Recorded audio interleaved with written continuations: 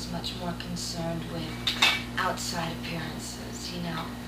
It mattered a lot what they looked like and how they dressed, what kind of car they drove. Today I'm a lot more interested in things like strength of character and ambition, honesty, sincerity, sense of humor. I know that I'm comfortable and I feel safe with somebody that is able to take care of me and protect me. What are some of the ways that you like to be taken care of?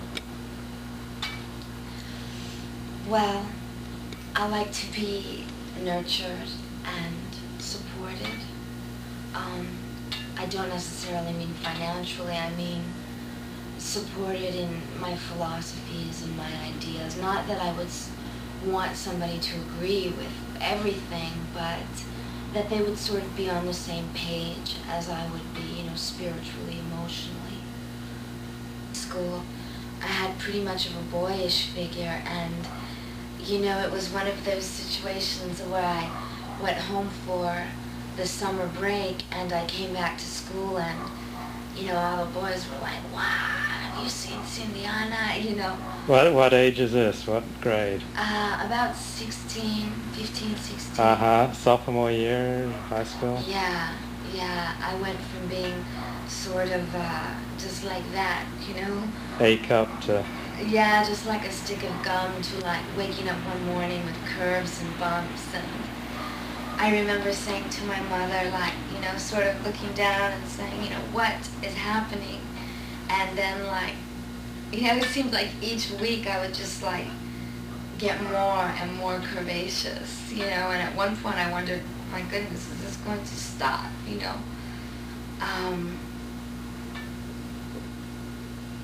I think that in a way I sort of always felt sexy, you know.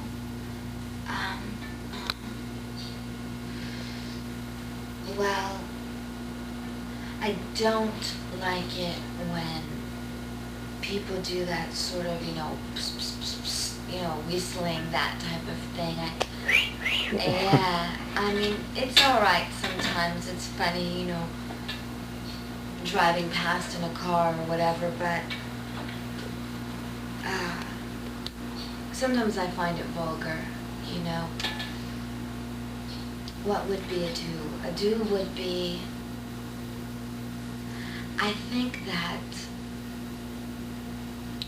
when men come at you with sincerity and they find something to, this is a secret now, this is a trick, to flatter you with, I think that most women fall for that.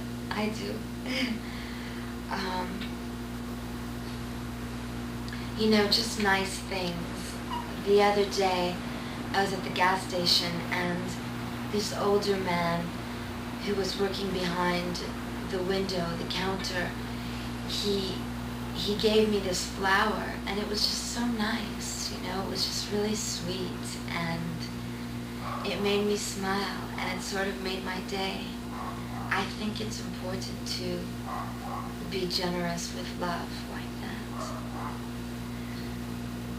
You know, I'm one of those kind of like hooky-booky girls. I believe in all that kind of karmic consciousness. And I believe in the theory that you really do receive when you give. You know, that there is a gift in giving. And especially if it's just given without expectations, given just out of, you know, love.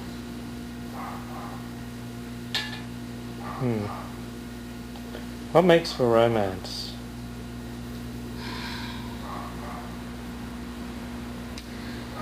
I guess I would have to say that romance has a lot to do with fantasies, you know. The fantasies that you've sort of always had, the ones that you developed even maybe as a child, and the ones that you come up with as you go. I think that romance is a very important part of relationships between couples, partners. What are some examples of romance? Your favorite memories, perhaps, or Oh, well, I have dreams? a very recent memory that was very romantic. I went to the beach on the full moon, and the water was so warm from the heat of the moon. It was like a gigantic bathtub, and it was foaming, and it was so bright. It was so bright you could see all over the horizon. You could see the mountains, and I went there with my boyfriend, and we walked and we played in the sand and in the water, and at first he didn't want to do it, but I talked him into taking off his clothes and going skinny dipping in the water, and it was so much fun. It was so beautiful, you know. We made love on the sand after, and it's not very original, but it was very romantic, and it was beautiful. It was very freeing, and we sort of felt like, you know, we were the only two people in the world.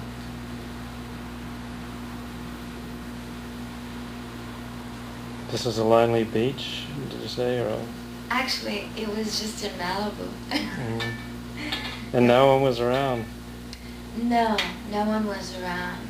I'm sure there were some people nearby, but we didn't really notice them at the time, you know. It's that notion of being the only two people in the world. I guess that's a special feeling. I think so. And then it really was the true beauty of, you know, the moon being so strong, reflecting down onto the water, and it was like, I almost felt as though I was like this goddess or something, you know. It was like I looked down and my skin just seemed to shine off of the water, you know, and like the foam, the sea foam was like surrounding our bodies, and it was beautiful. It was truly beautiful. It was very romantic and fantasy-like, you know.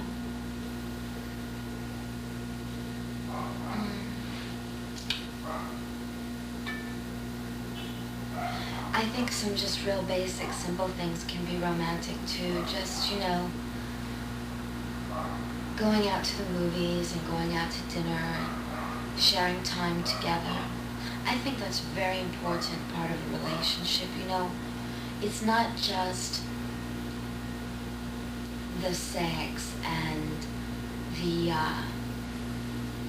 that type of intimacy. I think that it's really romantic and very sexy to be intimate in public places just simply by the way that you interact with each other. You know, even in the grocery store, like just the way that you're connected with each other.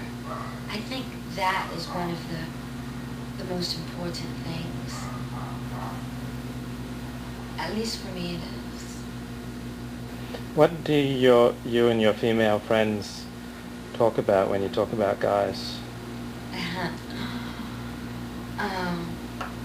Well, you know, it's funny because we were just having this conversation, me and my girlfriend, and we were saying that, you know, we think that it's possible that women really might be worse than men in that area. You know, men have that reputation for talking about women and, oh, her this and her that, but, you know, girls are really, really bad. You know, we talk about all kinds of things. We talk about their looks and their bodies and the way that they touch us and caress us and how we feel.